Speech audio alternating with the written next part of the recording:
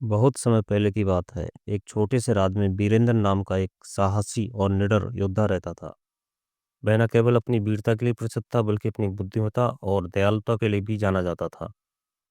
वीरेंद्र का राज शांतिपूर्ण था, लेकिन एक दिन राजा को एक अजीब संदेश मिला। संदेश में कहा गया था कि नागलोक में छिपी हुई नागमणि को प्राप्त करने से राज्य की रक्षा की जा सकती है और इसके बिना राज्य पर खतरे की छाया मंडरा रही थी। नागमणि, जो बहुत ही शक्तिशाली और दिव्य थी, नागलोक के गहरे अंधेरे जंगलों में कहीं छिपी हुई थी। ये मणि धरती पर किसी के पास होती तो वह अनंत शक्ति का स्वामी बन सकता था। राज्य की सुरक्षा और समृद्धि के लिए राजा ने वीरेंद्र से कहा, ये कठिन कार्य सौंपा। वीरेंद्र ने बिना किसी देरी को अपनी यात्रा शुरू की। रास्ते में उसे कई चुनौतियां आईं, लेकिन उसने कभी हार नहीं मानी। अपनी तलवार, कवच और कुछ जरूरी सामान लेकर वह नागलोक के खतरनाक जंगलों की ओर बढ़ा। जंगल में घने पेड़, बिच्छू और आदर्श शत्रु उसकी राह पर थे, लेकिन वीरेंद्र की संकल्प शक्ति से उन्हें कोई नहीं रोक सका। कुछ दिनों बाद वीरेंद्र को एक गहरी नदी दिखाई दी। यह नदी शीतल और शांत दिख रही थी, लेकिन जैसे ही उसने उस नदी को पार करने की कोशिश की, पानी की धार तेज हो गई। उसे समझ में आ गया कि ये कोई साधारण नदी नहीं थी। तभी एक वृद्धा प्रकट हुई हुई और उसने कहा, यदि तुम नदी पार करना चाहते हो तो तुम्हें अपने सबसे प्रिय वस्तु त्याग करना होगा। वीरेंद्र ने बिना किसी विचार के अपनी माँ से मिली पवित्र ताबीज को नदी में फेंक दिया। जैसे ही ताबीज पानी में गिरा, नदी शांत हो गई और रास्ता खोल दिया। वीरेंद्र ने ताबीज का त्याग करने के साथ ये भी सिद्ध कर दिया कि वह अपनी प्रिय वस्तु से अधिक अपने कर्तव्य को महत्व देता है।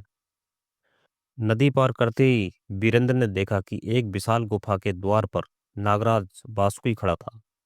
बासुकी ने उसे चुनौती दी, जो नागमणि प्राप्त करना चाहता है उसे मेरी 3 कठिन परीक्षा पास करनी होगी। वीरेंद्र ने साहस के साथ स्वीकार किया और बासुकी ने परीक्षा शुरू की। बासुकी ने उसे एक विशाल और भ्रमित करने वाली जंगल में भेजा। जंगल में हर दिशा एक जैसी दिख रही थी और वीरेंद्र को लगा कि वह कभी रास्ता नहीं पा सकेगा। लेकिन उसने अपने धैर्य और समझ का इस्तेमाल किया।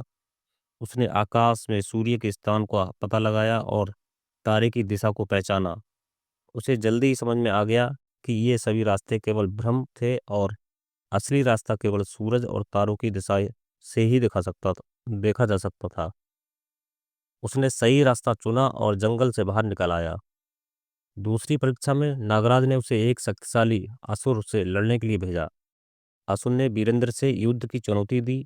ये युद्ध बहुत भयंकर था और वीरेंद्र ने पूरी ताकत से असुर को हराया। लेकिन युद्ध के बाद उसने असुर को माफ कर दिया और उसकी जान बचा ली। उसने कहा, मेरे पास शक्ति है, लेकिन मेरी सबसे बड़ी शक्ति दया में है। नागराज ने यह देखकर वीरेंद्र को दूसरी परीक्षा में सफल घोषित किया। अब तीसरी और अंतिम परीक्षा थी, जिसे बासुकी ने सबसे कठिन बताया।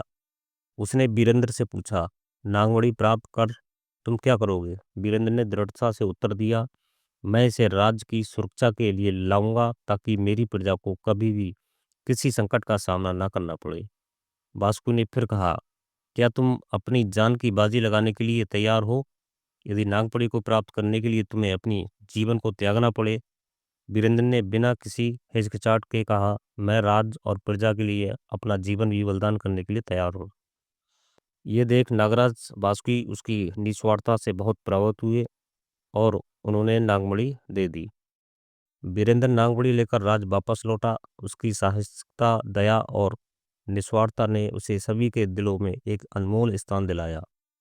नागमणि की शक्तियों ने राज्य को सुरक्षित किया और वीरेंद्र ने अपने राज्य की पूरी तरह से रक्षा की।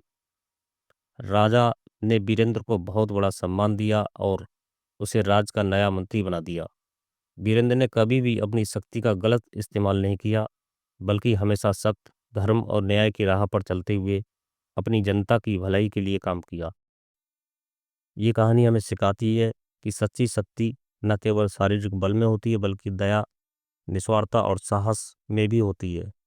केवल वह व्यक्ति महान होता है जो अपने कर्तव्यों का पालन बिना किसी स्वार्थ के करता है।